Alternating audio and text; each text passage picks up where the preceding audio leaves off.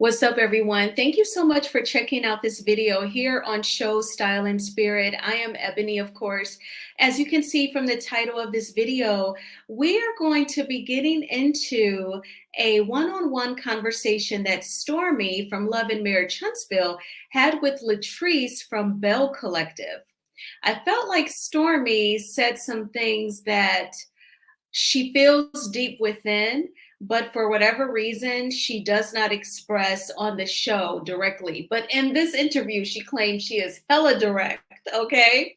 And some of the points that she actually talks about is, how she feels like she's constantly fighting against the whole core six. And then Marsau, because of what is important to him, he's low key, okay with being called the B word. All right, so before we get into these sound bites, I ask that you all please hit the like button on this video. It's a free way of supporting the channel, or even if you're not feeling it, if Stormi's not your girl, if Latrice isn't your girl, you can hit that dislike button. Either way, those buttons stimulate this video, meaning that YouTube will push this video through its algorithm and recommend it to more people who enjoy listening to commentary surrounding Love Marriage Huntsville. And if you have not already done so, please subscribe to Show Style and Spirit. I would love to have you. All right, so now let's go ahead and get started. So this actual first soundbite, it is surrounding Stormi's thoughts on the core six. I found it to be very interesting. I was not expecting her. These sound bites that I pulled, a lot of it was things that I was not expecting her to say. But this is obviously how she definitely feels. And I want to point out that the Copyright Act of 1976 says that my fair use commentary of these sound bites are allowed.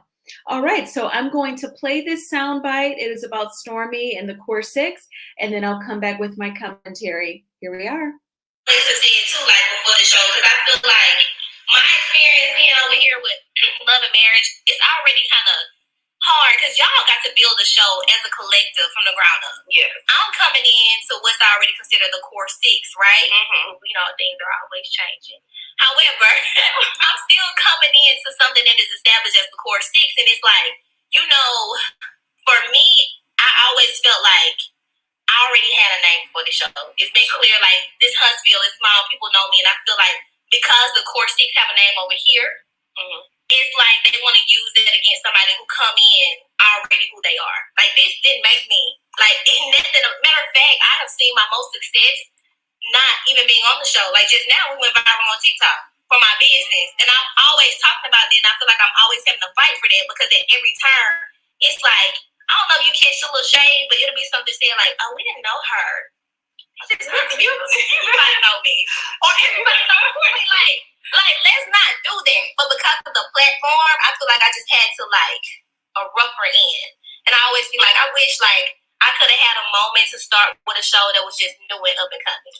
Because the core over here is just what it's going to be. And I feel like I'm always fighting against it. Okay, so like a few things.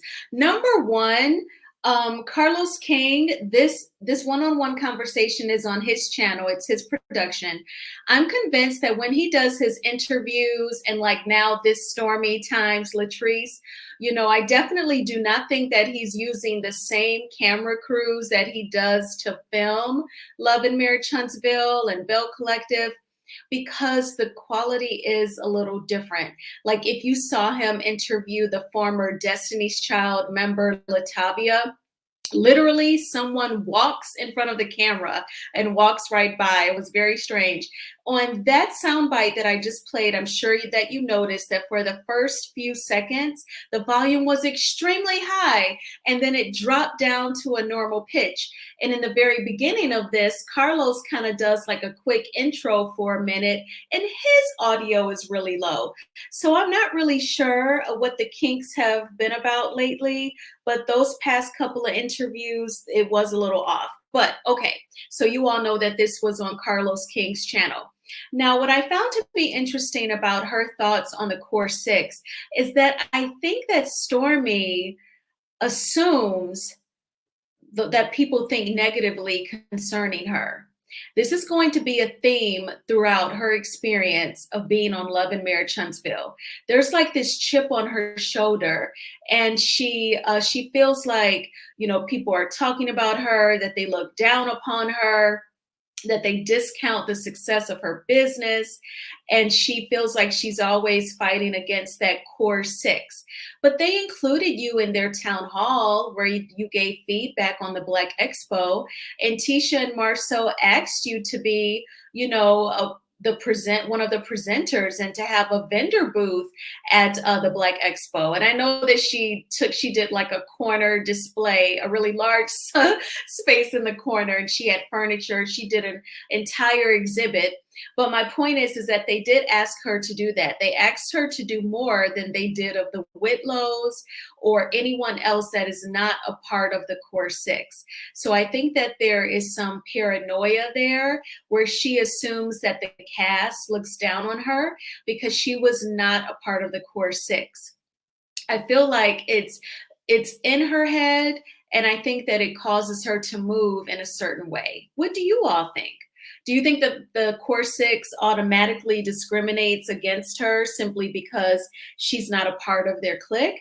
I just don't think that, especially when the Scotts figured she had something, she would let them hold something in terms of money, you know what I'm saying? Allegedly, and in my opinion. So I think they were definitely trying to get to know her and embrace her. All right, so with this second soundbite, Stormi is going to talk about people's criticisms of her, not just in terms of business, but in the physical.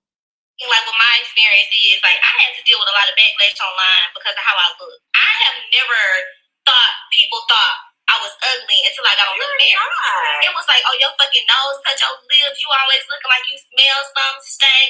And it's like, damn. It's like, god damn. And so like now, like I'm dealing with that, and then on top of that, it's like I'm fighting to be like understood that I am not somebody coming onto this platform who want to use this platform, who need to garner fans from this experience, because I already had that. You have a massive platform. But the moment I say it, it's like, oh, you're unhumble, or it's like even the air of you think you better than, or why you over here, or else. Like for instance, Marsau told me before when I did mention, I was like, oh, I've been in Forbes, I've done all this, like I already had a life. He was like, oh, that can be both. Yeah. I'm like, that's what I had to say. I had to say that, and I'm like, why is it when I do it, it's a problem? And I feel like it's because they can't say the same. You can't say that. You can't say that even with being on this platform. Mm-hmm. Meanwhile, I can say it with the platform, without the platform, did it without the platform, doing it without the platform. Like I was just on the news. And we didn't even mention Love and Marriage. We mentioned my business because that's what I put my heart, my soul into first and foremost. And I'm always fighting for that. And I'm always fighting against like people just not wanting to see it for me. As far as like being on this show. Like, oh, she ghetto. She don't fit in. I'm like, I never identified as coming from the ghetto because I grew up in the country. However, that's how you want to perceive it. That's just what it is. But what's wrong with a person putting on and representing for that community? Because people from the ghetto or from the country need to see how you can go up, you can grow up, you can do it, and you don't have to change. Exactly. Like that was so frustrating to me. Like hearing people say, "Oh, she ain't got no class." They throw that shit out there like I'm insulted. Bitch, I'm rich. That's what I was getting to next. I don't give a fuck. I could be the most. Look, we have the Cardi B's. We have so many different examples that we can use, but at the end of the day, like you said, bitch, you rich. And they try to weaponize it like it takes away from what you do, but I still did it. I did it without you deeming me classy, without you deeming me proper. I still did it. What have you done? So what's the shade? Like, what's your point? And like that's kind of where I'm at with it now. Like my very first reunion, I feel like I cried about it. I think people thinking I was crying because they called me ghetto. I was crying because they were trying to call me ghetto as if it took away from what I've done. And it's like, no. I worked fucking hard, and my ghetto ass did everything they said I couldn't do. Being ghetto. Okay, so Stormi, and I'm sure, I would hope your mom has told you this before, not everyone is going to like you. Everyone is not going to be your friend. So you just don't worry about it. Even Meg the Stallion rapped about, people in the comments like they know her. Okay. So, none of us know you, don't care about what we think if people call you ghetto. Ghetto really refers to a mindset and the choices that you make in life and how you choose to carry yourself. People may think that it's about geographic location. Like, yes, I grew up in the ghetto, but the way that I was raised, and I was blessed to grow up in a two-parent household, and my parents were married, and I saw my dad work two jobs and provide. So those solid examples were there. But really, ghetto just refers to a mindset and the choices that you make. And people, for the people who are calling you ghetto, that is their opinion based on how you move, Stormy. But you don't have to care. And as far as them talking about your looks, ignore that too. It happens to all of us. So it really doesn't matter at the end of the day. Because like you said, you don't give a F what they think anyway. So don't worry about it. I want to circle back to that first soundbite when she said that, she almost wishes that she was on a reality TV show that was new and up and coming versus one that was already established. Because again, she feels like she's always fighting against the core six. This happens all the time, though, where additional cast members will join a reality TV show. Some are a fit and some are not. I do want to point out, though, that 3 minutes into this conversation, Latrice actually says to Stormi, I think you should come on over to the Bells. And Stormi was saying, yeah, because that's the rumor that I auditioned for Belle Collective and I didn't make the cut. And, but I was originally brought on to Love and Marriage Huntsville because it was supposed to be a brand ambassador business relationship between me and Melody. And then, she found herself filming more and more. We learned that also when Carlos King interviewed Stormi earlier this year. But definitely, she seems to have, I think she just assumes that the viewership just totally has it out for her. And I don't think that that's the case, just off the basic rule of not everyone is going to like you. Don't even worry about it. Even when I think about a reality TV star where some people love her and some people don't, I think of Kenya Moore. I feel like when she first joined ROA, I felt like deep within, she was still battling with the abandonment from her mother. And I think that some of that dark energy spilled over. But then to see her a mom, she is like a totally different person. And she's one of my favorite reality TV stars. So I say that to say that not everyone is going to like you. You still just do your thing on your reality TV show. You be you. And who knows, you may evolve. Now, I don't really see that in this instance, but it is possible, is the point that I'm making. All right, so in this next soundbite, we see Marsau. Well, actually, Stormi is talking about Marsau. She says a lot of interesting things. I'm not even going to read the title that I gave this soundbite. I'm just going to let it play, and then I'll come back with my commentary. To the first crossover conversation, Tisha said, when I met her, I said, why you don't pop your shit? I'm uplifting you. I'm like, I don't even think you hear what you're saying. And like how you were saying you thought Monster was cool. I did too. Because when I first met them, it was totally different from character on the show. And I'm like, okay, I get the little characterization on the show. I understand it. And there was this cupped dance thing that went around. It was everybody thought it was shade, but it was actually me like trying to assemble everybody to do some sort of marketing, because I'm big on marketing, to like put their stars in a light outside of just what you see when it comes on every Saturday. Right. It wasn't nothing more than that. I reached out to everybody, and we were the ones who showed up. So when I was seeing them from a different perspective, and the perspective that I saw them from was good, wholesome business people, and then you start filming. And then the shade comes, and then I'm like, okay, I can rock with these. We can win too. When the $100 situation came up, I'm like, this is cute. But what frustrated me the most was when I would see Marsau off camera, like we were running to him in the club.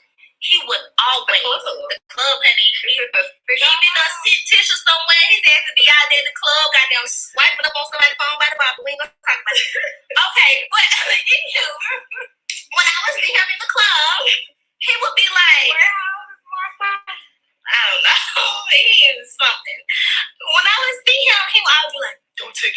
said to her, just playing. I said this about you. And I always would say to him, I was like, Marsau, you don't have to do that. It can just be real and it's going to be good. So when I realized that somebody would give me different energy, and then when the cameras turn on, they want to play like that with me and expect me to be okay with it, that's kind of when I kind of was like, nah, I'm good. Yeah. Okay, so I did see you and Marsau have like a situation where you called him a bitch. So let's talk about that because, on camera, of course, my husband called me a bitch. Okay. You called Tisha's husband a bitch. So let's get into the bitch word, right? Okay. So when you called him a bitch, Tisha was there, right? Yeah, every time. So how was you guys' interaction? What did she say? Was she like, girl, don't. Here's the thing. I don't feel like it was a problem in our setting because we're filming a TV show.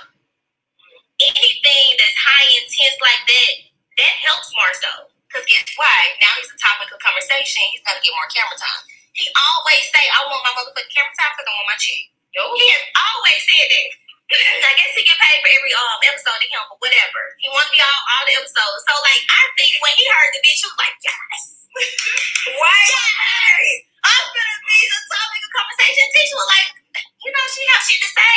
And even when she was like, I apologize. No, that scene, a little bit of that scene actually did air. We had a scene right after the town hall where I met with her at Black. And me and her was talking, we was just chopping up. Cool. She never had an issue. I had to ask her, I was like, you might be calling Marsau a bitch. She was like, no, I really don't like that. And I was like, well, girl, I ain't gonna do it again because, I like you. Right. And to be honest, I never called him a bitch again because even when we were playing pool, and we go back and watch that scene, we need to put a little box down there too, the scene, because if we go back and watch the scene, he brought it up. He was like, oh, that's selective outrage because you got a problem with me. He was talking to Courtney. He said, you got a problem with me calling you Mrs. Steele, but you didn't have a problem with your wife calling me a bitch. Yeah. I said, they have a problem with me. Yeah, okay. You said you was the biggest bitch, and if we being righteous, I only called you that because you did X, Y, and Z. Mm-hmm. So I wasn't calling you a bitch. I was helping you understand why I called you one person. You need to understand. Bitch ways. But again, I get how, in some instances, or, a lot of people will find it disrespectful. But my thing is with Marsau could have, ate me the fuck up, right? The first time I said it, he would have said, don't call me no bitch no more. I don't play like that. I would have been like, yes, shit. And that's what I was saying, because that's what a man would have done. Mm-hmm. My husband would have been like, bitch, don't play with me. Listen. Don't call me. You know what I'm saying? And I feel like anybody else would have, but not him.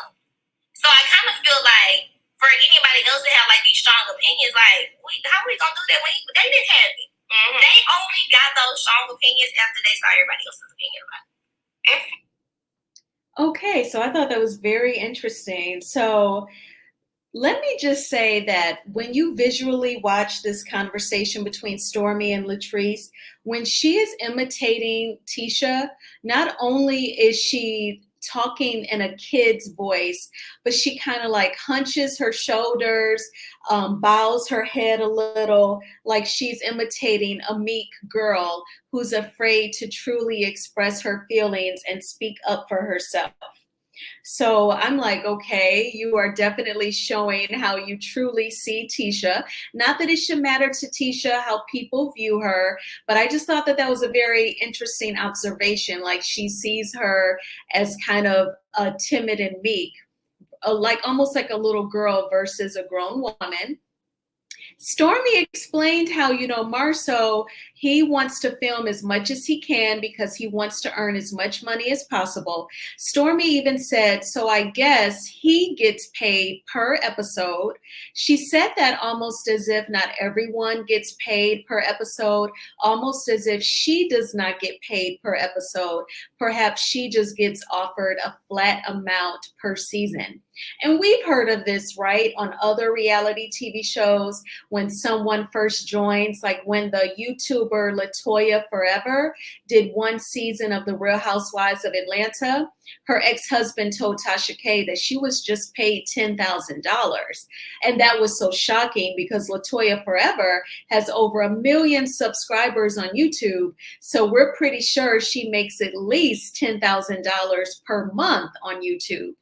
So we were just all of us who watch Roa were so shocked that she would get paid just $10,000 per season. But the way Stormi worded that, I guess he gets paid per episode, referring to Marsau. She almost suggests that she does not. She just gets a flat amount per season. And then, she talked about how she and Courtney would run into Marsau at the club without Tisha. What do you all think about that? Definitely, of course, a relationship requires trust, but this is Marsau that we're talking about. And then Tisha already comes off so insecure. I'm so surprised that, he's at the club without her, but I'm pretty sure that she can't really get him to make it a date night with her or want to hang out with her. And she certainly can't get him to not go to the club. So that really doesn't shock me, but that's just interesting. Like, I'm single, I'm not married, but I would be like, let's go out together. Let's go dancing together, kind of like the Fletchers.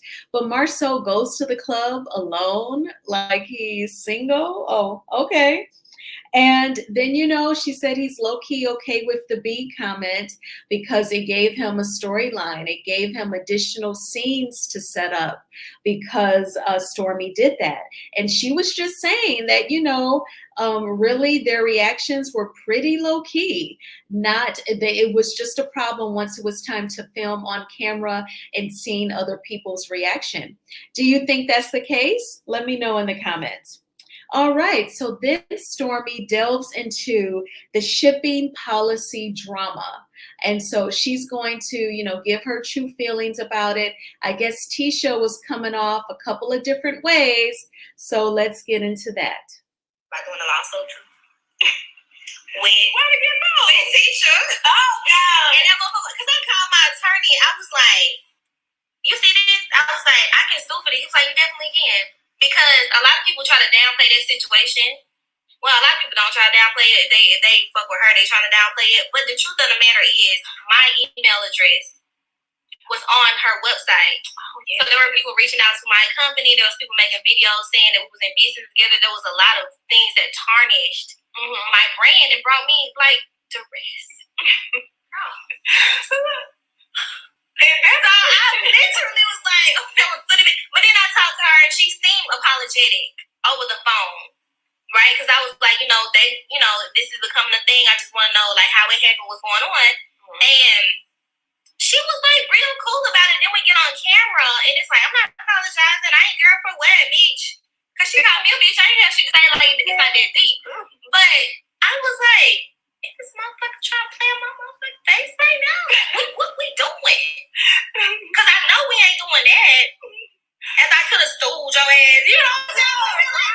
For all the pleasure real. Do you not understand the mental anguish I had to endure?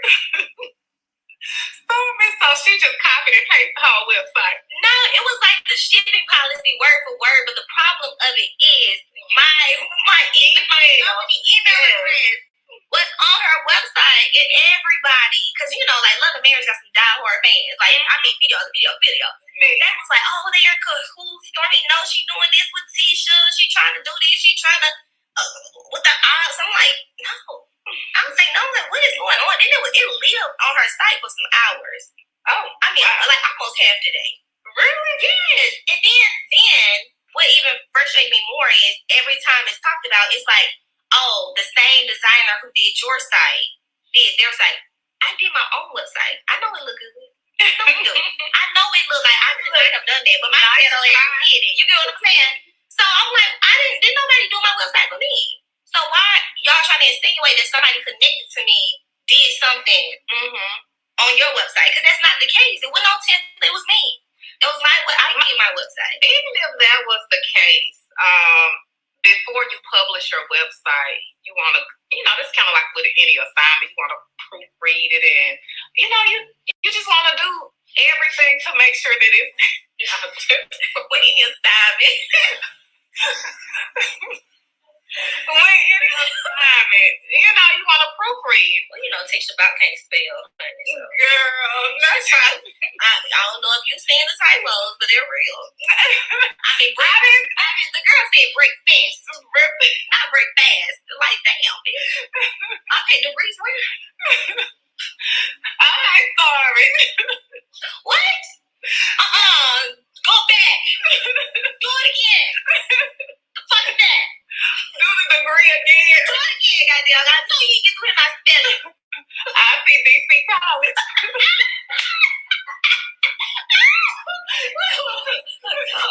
Education. Connection. Get educated for free. Okay, so she was totally clowning Tisha just then. So I want to ask you all a question because I know quite a few of you are self-employed, you own your own business. So when it comes to creating flyers, your social media accounts, any type of visual that your customers can see, verbiage on your website, do you proofread it? This is my take on it. I believe that Stormi initially was cool with Tisha borrowing the language of the shipping policy.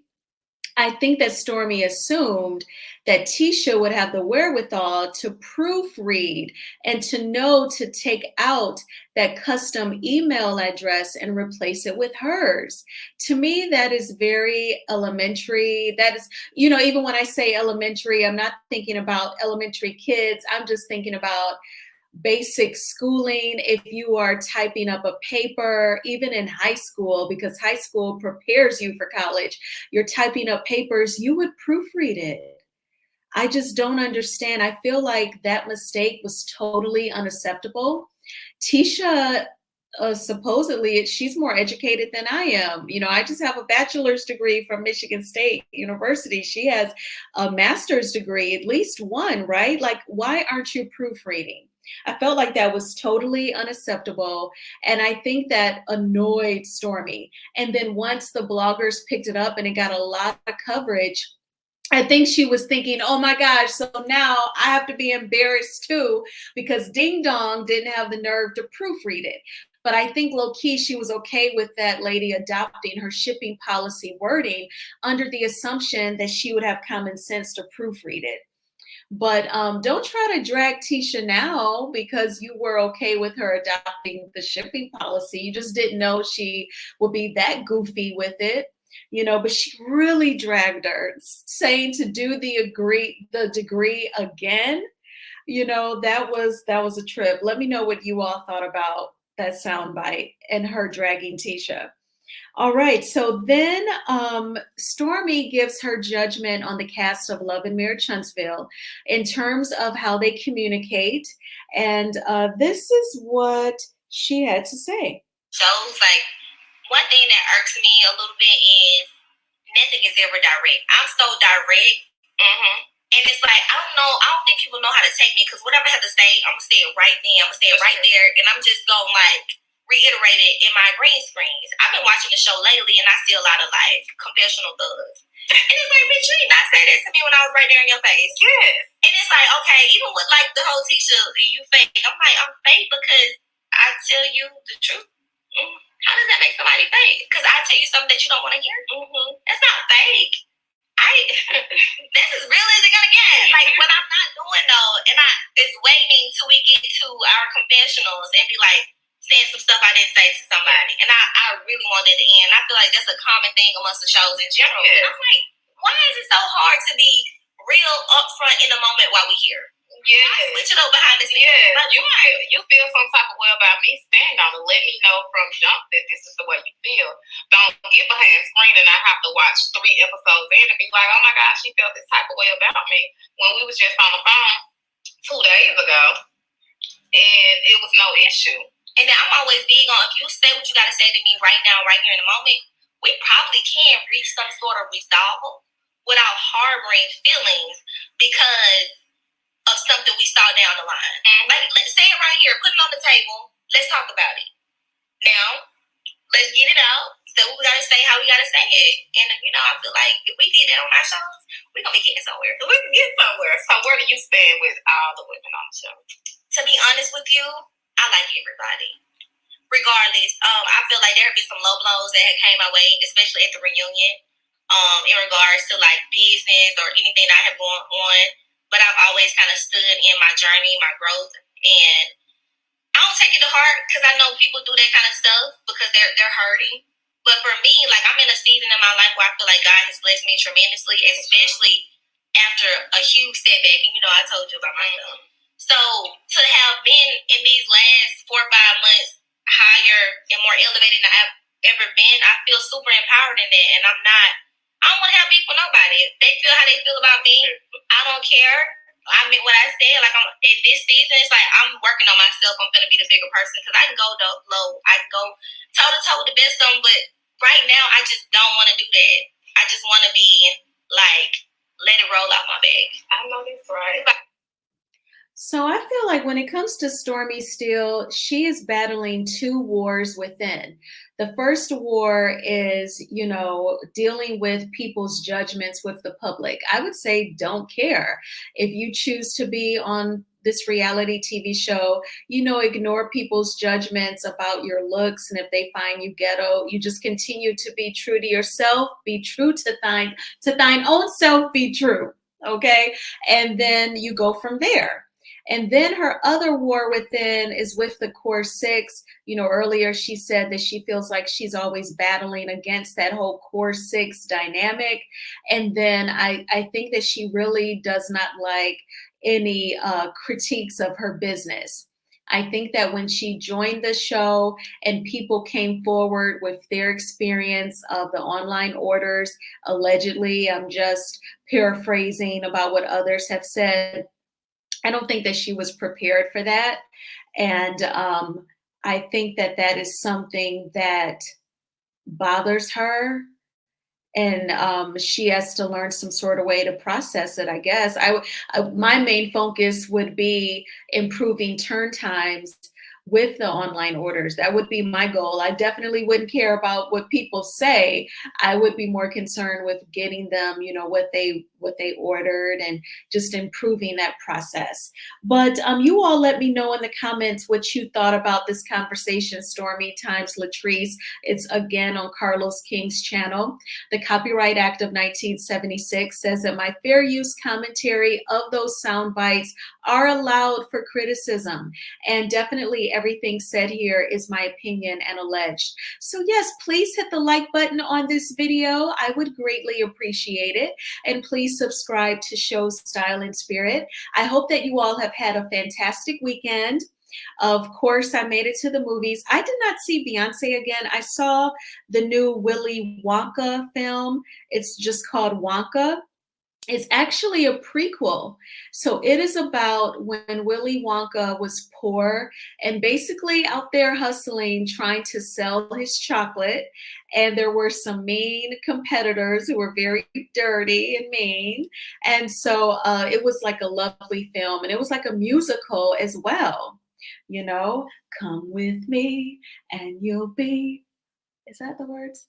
Pure imagination. Yeah, I love Willy Wonka and the Chocolate Factory. I absolutely do. Well, I hope that you all will have a great week, and I will talk with you all soon. Bye.